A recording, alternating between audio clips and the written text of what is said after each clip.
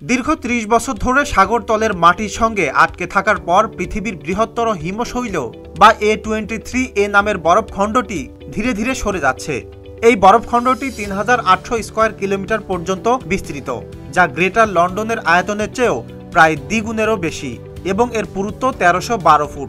এটি ১৯৮৬ সালে অ্যান্টার্কটিকা থেকে বিচ্ছিন্ন হয়ে যায়, তবে দ্রুতই সমুদ্র উপকূলে এসে মিশে যায়।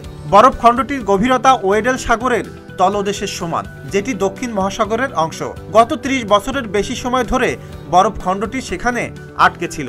এটি ২০২০ সালে উত্তর দিকে সরে যেতে শুরু করে, কিন্তু বসন্তের শুরু থেকে দক্ষিণ অর্কনি দ্বীপপুঞ্জের কাছে এসে ঘুরেছে।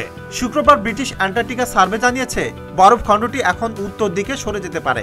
বিএসএস এর সমুদ্রগ্রাফার ডক্টর আন্দ্রে মেইজার বলেছেন, এটা খুবই আনন্দদায়ক যে A23A বরফটি আবার তার স্থানে সরে যাচ্ছে। তিনি বলেন, আমরা এটা দেখার জন্য অপেক্ষায় আছি যে আগের বৃহৎ বরফখণ্ডটি সরে যেতে যে পথ ব্যবহার করেছিল এবারও একই পথ ব্যবহার করে কিনা। ধারণা করা হচ্ছে A23A বরফখণ্ডটি দক্ষিণ মহাসাগর এলাকা থেকে সরে অ্যান্টার্কটিকা মহাসাগরে প্রবেশ করবে, যেখানে উষ্ণ পানি রয়েছে।